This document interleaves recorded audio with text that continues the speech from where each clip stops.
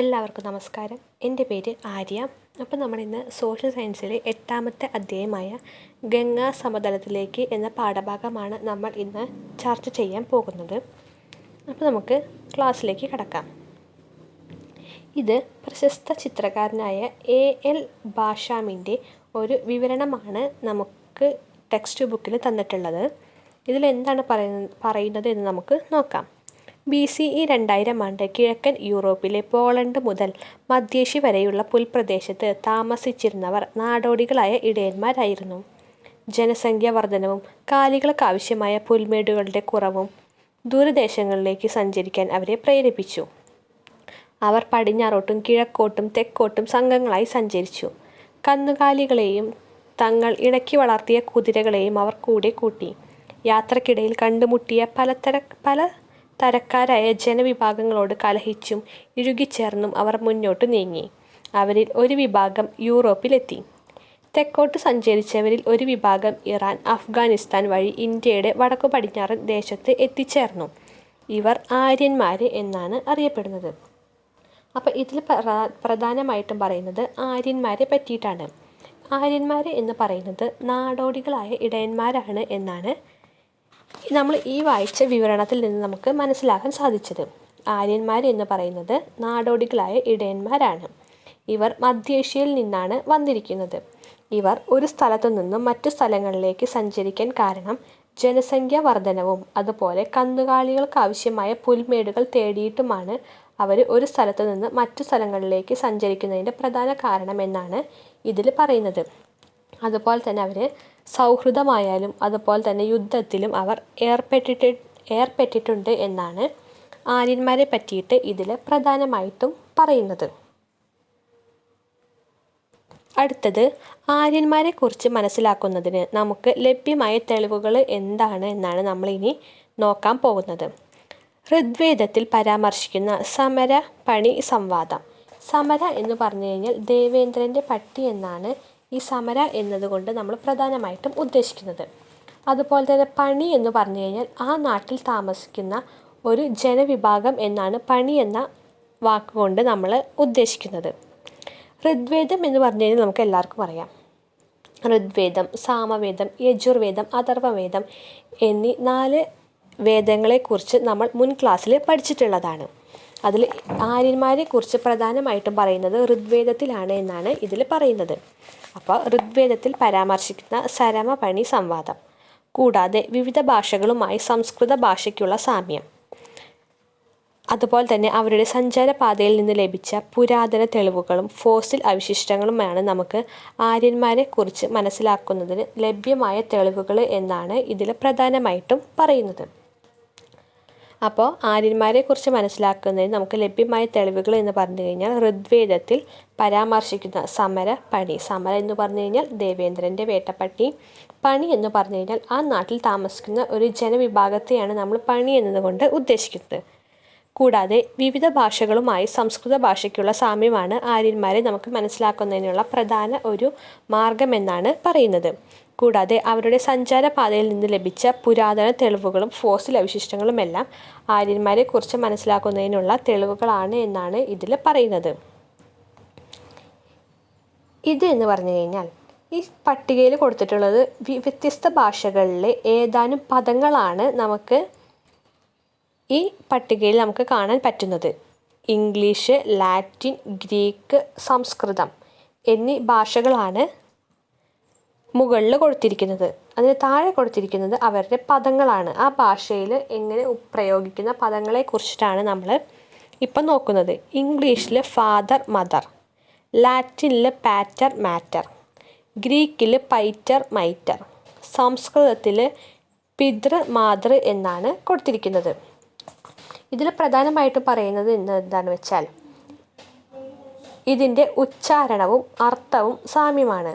കൂടാതെ ഇതിൽ ഭാഷകൾ തമ്മിലുള്ള സാമ്യവും കാണിക്കുന്നുണ്ട്. ഓരോ ഭാഷകൾക്കും അതിൻ്റേതായ സാമ്യം കാണിക്കുന്നുണ്ട് ഈ പട്ടികയിൽ നിന്ന്. കൂടാതെ സംസ്കൃതം സംസാരിച്ചവരായിരുന്നു ആര്യന്മാർ. ആദ്യത്തെ കൃതി എന്ന് പറയുന്നത് ഋഗ്വേദം ആണ് എന്നാണ് പറയുന്നത്. അപ്പോൾ ഇംഗ്ലീഷിൽ ഫാദർ, മദർ, ലാറ്റിനിൽ പാറ്റർ, മാറ്റർ, ഗ്രീക്കിൽ പൈറ്റർ, മൈറ്റർ, സംസ്കൃതത്തിൽ പിതൃ മാതൃ. അപ്പോൾ പട്ടിക എല്ലാവർക്കും മനസ്സിലായി എന്ന് വിചാരിക്കുന്നു.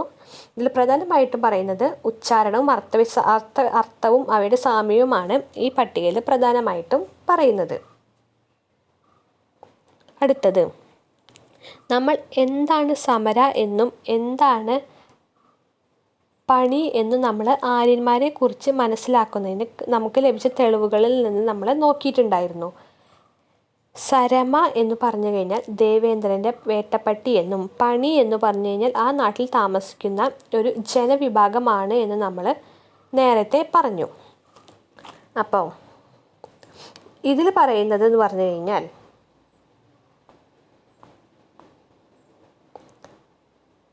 നമ്മുടെ ഒരു സംഭാഷണമാണ് ഇതിൽ കൊടുത്തിട്ടുള്ളത്.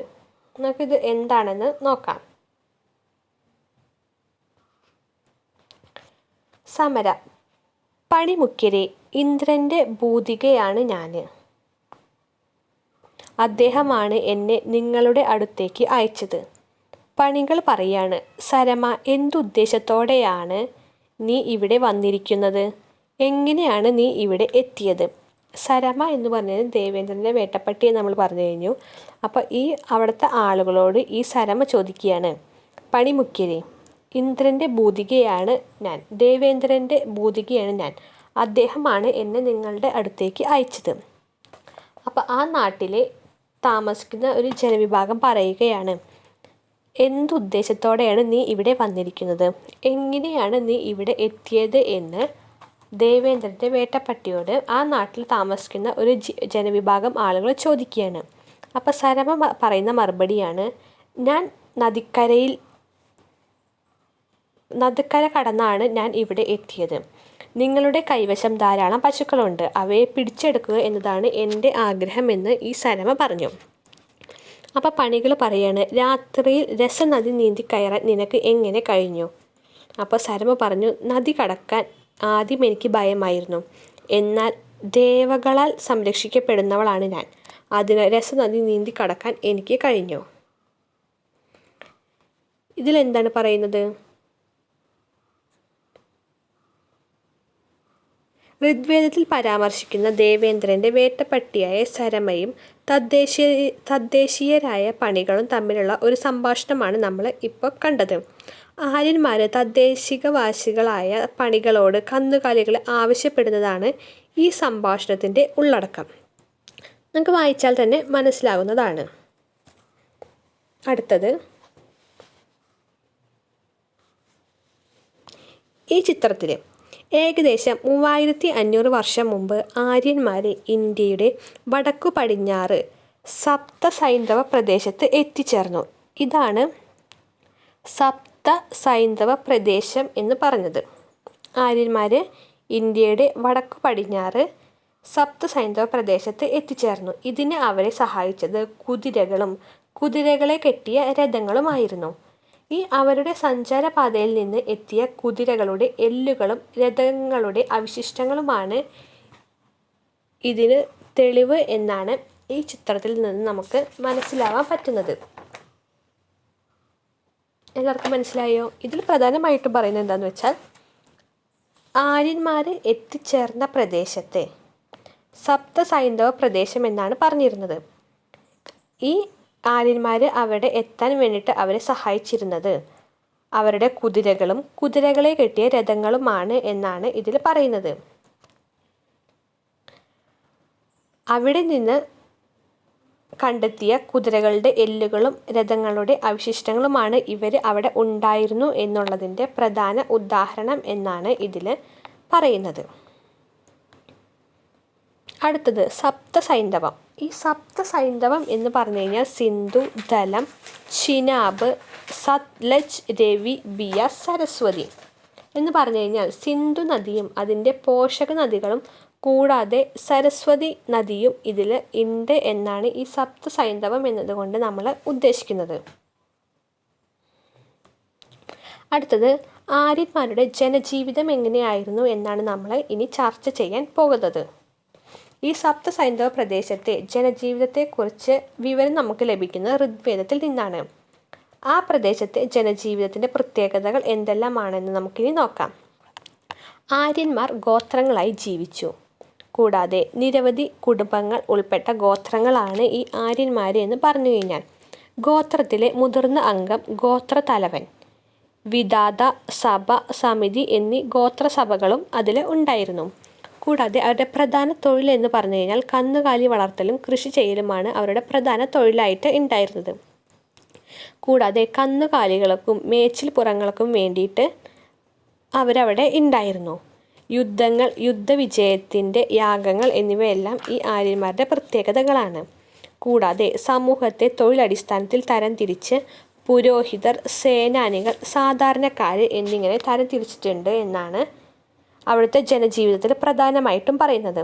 കൂടാതെ ലളിതമായ വിശ്വാസങ്ങൾ, പ്രകൃതി ആരാധന, ഇന്ദ്രൻ, അഗ്നി, വരുണൻ, മരുത്, സൂര്യൻ എന്നിവയൊക്കെയാണ് അവരുടെ പ്രധാന വിശ്വാസങ്ങൾ എന്ന് പറഞ്ഞിരുന്നത്. അടുത്തത് കാര്യസമ്പത്തിന് ആയി പ്രാർത്ഥന, അനുഷ്ഠാനങ്ങൾ എന്നിവയൊക്കെ അവർ നടത്തിയിട്ടുണ്ടായിരുന്നു. അടുത്തത് നമ്മൾ ഋഗ്വേദ കാലത്ത് സമൂഹത്തെ തൊഴിലിൻ്റെ അടിസ്ഥാനത്തിൽ തരംതിരിച്ചിരുന്നു നമ്മൾ പറഞ്ഞു. പ്രധാനമായിട്ടും പുരോഹിതർ, സേനാനികൾ, സാധാരണക്കാർ ഇങ്ങനെയാണ് അവർ പ്രധാനമായിട്ടും ഋഗ്വേദ കാലത്തെ സമൂഹത്തെ തരംതിരിച്ചിട്ടുണ്ടായിരുന്നത്. അപ്പോൾ നമ്മൾ ഇന്നത്തെ ക്ലാസ്സിൽ പറഞ്ഞത് എന്താണ് ആര്യന്മാർ എന്ന് പറഞ്ഞു. കൂടാതെ ആര്യന്മാരെ കുറിച്ച് മനസ്സിലാക്കുന്നതിന് നമുക്ക് ലഭ്യമായ തെളിവുകൾ എന്താണെന്ന് പറഞ്ഞു. അതുപോലെ തന്നെ വ്യത്യസ്ത ഭാഷകളിലെ ഏതാനും പദങ്ങൾ നമ്മൾ ഇന്നത്തെ ക്ലാസ്സിൽ നമ്മൾ ചർച്ച ചെയ്തിട്ടുണ്ടായിരുന്നു. സപ്തസൈന്ധവം എന്താണെന്ന് നമ്മൾ നോക്കി. കൂടാതെ ആര്യന്മാരെന്താണെന്നും അവരുടെ ജനജീവിതം എന്താണെന്നും ഋഗ്വേദ കാലത്തെ സമൂഹത്തെ 3ആയി തരംതിരിച്ചു എന്ന് പറഞ്ഞു. അത് ഏതാണെന്ന് നമ്മൾ നോക്കി. അപ്പോൾ ഇന്നത്തെ ക്ലാസ് കേട്ടതിൽ എന്തെങ്കിലും സംശയമുണ്ടെങ്കിൽ നിങ്ങൾക്ക് ചോദിക്കാവുന്നതാണ്. വളരെ എളുപ്പമുള്ളത് നമ്മൾ മുൻ ക്ലാസ്സിൽ പഠിച്ചിട്ടുള്ള കാര്യങ്ങളാണ് നമ്മൾ ഇന്നത്തെ ക്ലാസ്സിൽ ചർച്ച ചെയ്തിട്ടുള്ളത്. അപ്പോൾ നമുക്കിനി അടുത്ത ക്ലാസ്സിൽ കാണാം. Thank you.